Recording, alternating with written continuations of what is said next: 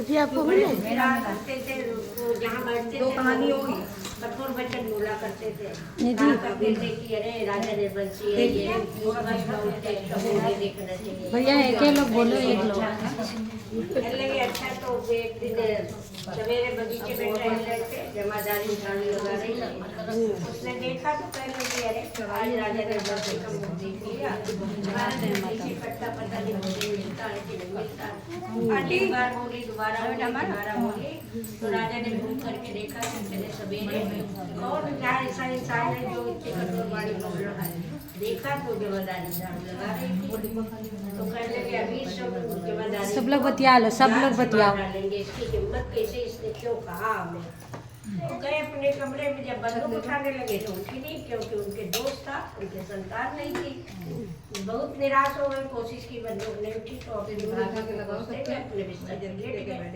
Late गए थोड़ी देर बाद दासी ने देखा काफी समय हो गया राजा तो उठे थे क्या बात है नहीं नहाने धोने के लिए आए गई उठाने पहले क्या बात हो गई राजा साहब काहे नहीं उठे पहले उठे क्या हमारी तबीयत नहीं ठीक आज हम कहीं जाएंगे नहीं दासी समझ गई कह लगी अरे सवेरे टहल रहे होंगे किसी ने कुछ कह लिया होगा उन्होंने विचार किया कि राजा से कुछ झूठ बोला जाए उनकी तकलीफ आसान हो जाए तो जिनके सराहने बैठ गई कहने लगी राजा साहब सर दबाने लगी कहने लगी बहुत दिनों से मैं बात कहना चाहते थे लेकिन कह नहीं पाए कहने लगी बताओ कौन सी बात कहने लगी रानी तो गर्भवती है कहने लगी अरे उठ बैठे इतनी जरूरी बात के लिए हमारा कोई भी नुकसान हो जाता तुमको बताना चाहिए था तो दासी कहने लगी हमसे गलती हुई हमने नहीं बताया राजा साहब झटपट उठे नाश्ता पानी लिया कचहरी दरबार चले गए अब तो दासी सब काम से फुर्सत पाई और रानी सुन रही थी कि दासी झूठ बोला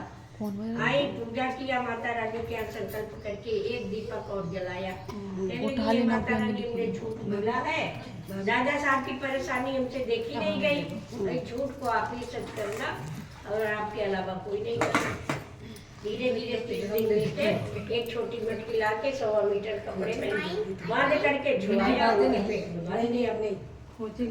धीरे दिन बढ़ते गए मटकी खोल रखती जाए तो उससे बड़ा मटका बांधती जाए जब 9वां महीना लगा तो कुमार को उन्होंने कहा भैया बड़ा मटका ले आना कुमार ने कहा राजा लोग घर में चुप रहो तो कहने लगी हाँ हमने कहा तुम लेकर के आओ तुम्हें क्या मतलब उनका आदेश था कुमार बड़ा वाली मटका ले आया तब 5.25 मीटर करके बांध दिया अब रानी बड़ी दुखी करने लगी दासी ना हमारे लड़का है ना बच्चा मटका लिए हम कहाँ टहले घर में कहने लगी अरे तुम्हारे पास काम है कौन सा है केवल नहाओ तो भोजन करो आराम करो डांट दिया तो बेचारी अपने ऐसे ही पकड़ो थोड़ा सा इसको एक दिन दासी से राजा ने पूछा रानी नहीं दिख रही जरा बुलाओ देखे तो कैसी लगती है कहने लगी चुप रहो विवाह के समय पंडित जी कहते हैं कुआं बावली पर गर्भवती स्त्री पानी भरने जाना नहीं चाहिए और अगर वो गई जरूरत बस तो किसी को देख के हंसना नहीं चाहिए तो कहने लगी हंसी तो आ ही जाती है टेढ़ी मेढ़ी हो जाती है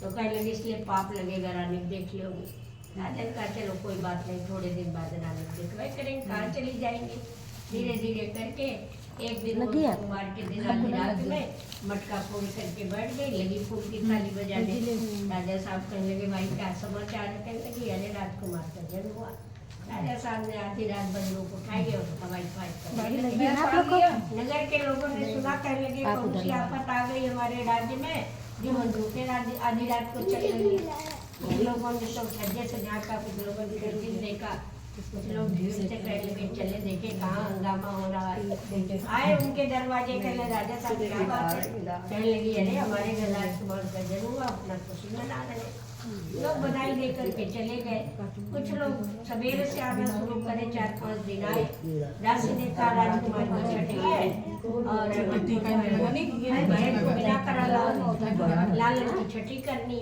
कहने लगे अच्छा अब उन्होंने जो था तैयारी कर दी राजा बहन को विदा कराने गए ससुराल तो उनकी सास के हाथ में वायना दे दिया और देने के बाद कहने लगे माता जी बहन की तैयारी कर दो राजकुमार की छठी है चलिए भैया भोजन करो अभी बाजार से होकर के आए तब ले जाओ विदा करा जब तक उन्होंने जलपान किया, भोजन किया, तब तक वो सामान ले आई, तैयारी कर दी, उनकी विदाई कर दी। आते आते इनको शाम हो गई, तो बेचारी पानी वानी पिया और थोड़ी देर बाद मचल रही कि हमारा भतीजा हमको देखने मिले, देखे कैसा। दासी से कहा तो कहने लगी कि ऐसा है, कल राजकुमार की छठी है, कल देख लेना। रात भर बेचारी सबर कर गई, किसी तरीके भोजन वोजन करके थकान थी, लेट गई। आप जैसे ही जाने की अब तो सवेरे नंदरानी हंगामा करेंगे, राजकुमार दिखाओ। 2:30-3 बजे रात को उठी, पानी आने गरमाया और 8 से 9 मटके में स्नान कराया। अंदर से आवाज लगा रही, कहने लगी देखो राजकुमार के लिए जो कपड़े लाई हो नंदरानी दे दो, जो बहना गुड़िया लाई हो।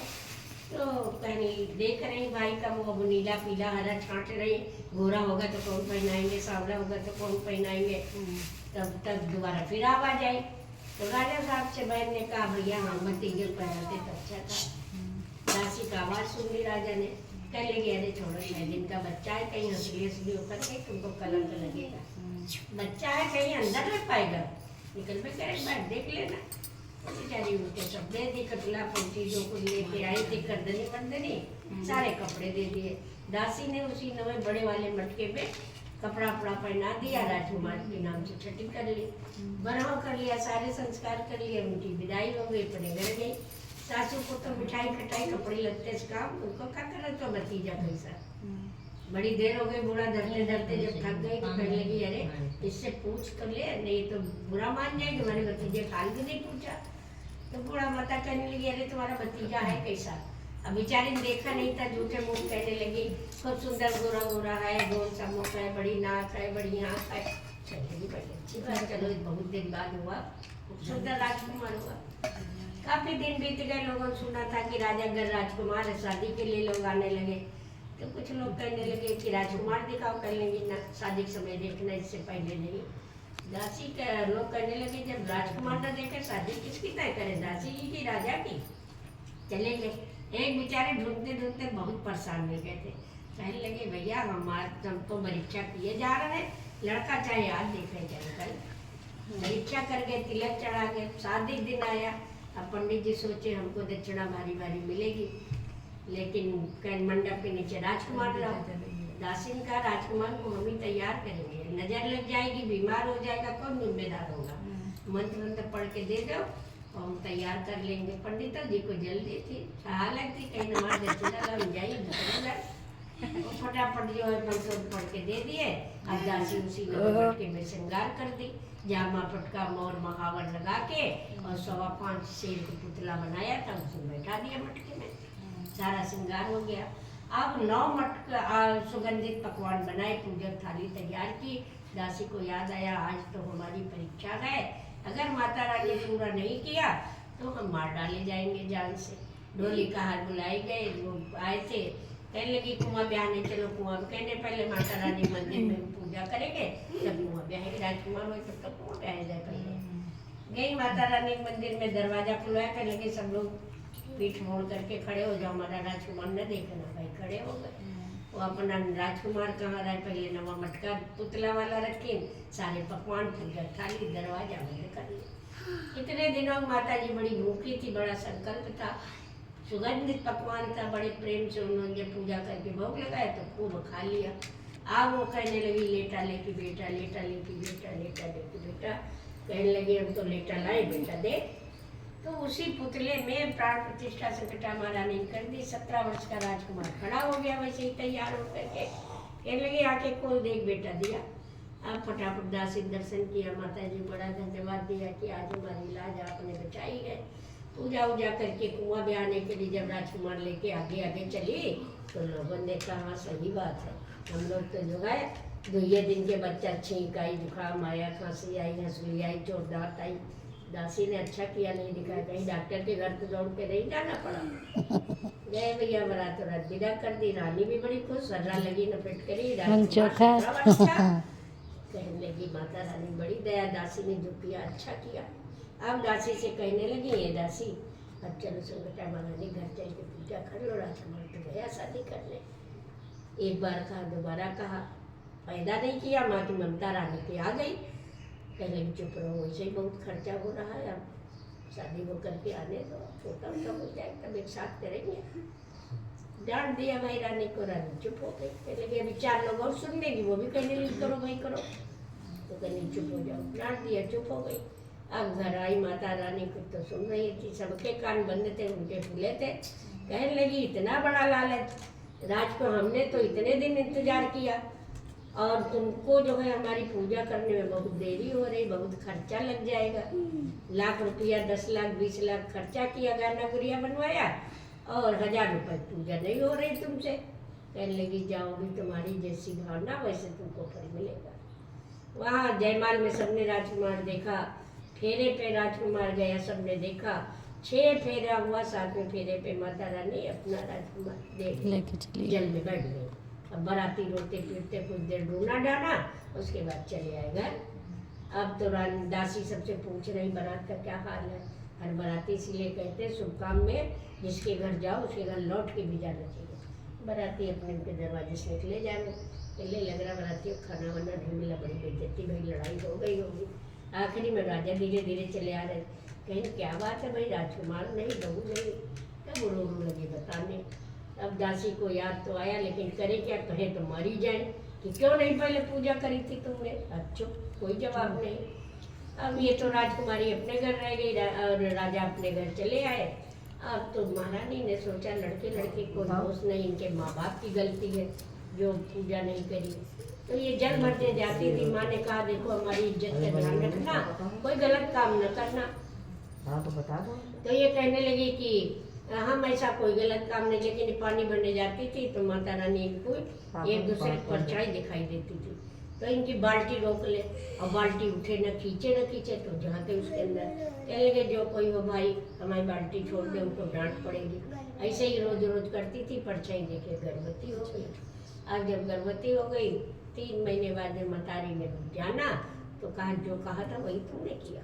बहुत सफाई दी लेकिन नहीं माने, उनको घर से निकाल दिया। अब आके तुम एक पास झाँक के कहने लगे बताओ हम जाए कहाँ, अब तो घर से भी निकाल दिए गए। कहने लगे दुख के बाद सुख आता है, परेशान न हो, 3-4 महीने मांगो खाओ और यहीं पर विश्राम किया करो, हम तो हैं तुम्हारी रक्षा करेंगे।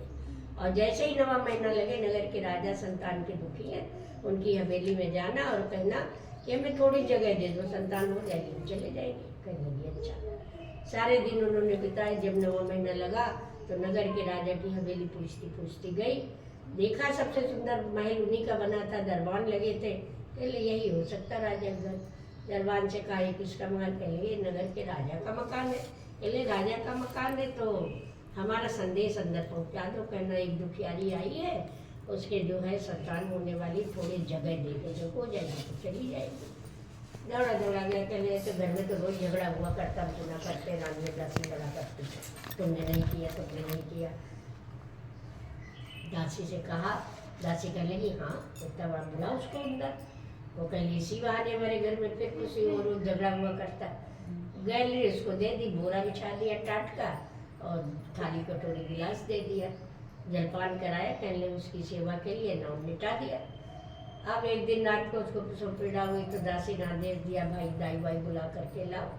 जब तक दरबार लोग दाई बुलाने गए तब तक इनके यहाँ पुत्र जन्म हो गया। फिर खुशी मनाई गई बहू।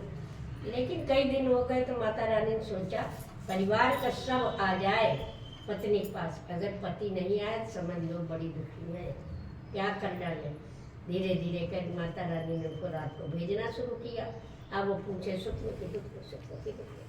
तुमने तो कहा था हमारे पिताजी का महल है, कोठी है, कमरा दे देंगे, बिस्तर दे देंगे, ये बोरा बिछाए गैलरी में पड़े, सुख दुखी है। ने सुना कि इसके पास कोई सवेरे उठ के कहले आज नहीं कोई इसके पास कोई आता है, हमारे घर में कौन आएगा, इतने पहरेदार लगे हैं, ताला बंद रहता है, कैसे आ जाते। तो दरवाजे की सुराखों से माता रानी भेज देती थी। पहले आज उनको बुला ले जाना, अगर वो सच में आता है तो तुम से न सोना। जैसे ही वो अंधेरे में घुसे बस ये धीरे धीरे टटोलती गई, अंधेरे में गई। दासी कहले बड़ी बहादुर हो, मिलो चल के। दासी भी आई, धीरे धीरे चुपके अंधेरे में खड़ी हो गई। जब वो जाने लगे कहले तुम कौन हो, कैसे आते हो इतने, हमारे घर में तो ताले बंद है। कहने लगे नहीं हम इसी दरवाजे से आते हैं जिसके पास तुम खड़ी हो। तो कहने लगी जाओ, राजा ने बंसी से संतान मांगी थी, तुमने पूजा नहीं किया, सवेरे संकटा महारानी की पूजा करो, सुहागिनों को बुला करके खिलाओ, तब पता चलेगा हम कौन आएंगे। अब तो दासी करी, इसीलिए हमारी बहू भी नहीं आ पाई, बेटा भी नहीं मिला। अब तो इस समय लगता शायद ही कहीं पोते न हो। अंधेरे जैसे ही उनको भेज के फुर्सत पाई, सारा घर सफाई करी, नहाया धोया, सबके घर पे आई। आ करके पूजा जब करने लगी तो माता रानी ने भेज दिया राजकुमार को उन्होंने भेज दिया। तो आए तो कहने लगे, कथा सुनी, आरती करी, सबके चरण स्पर्श किए, कहने लगे हम तो तुम्हारे बेटे नहीं, तुम्हारी बहू है, ये तुम्हारा पुत्र है। जैसा संकटा महारानी ने उनकी गोदी भरी वैसे शक्ति होने लगा।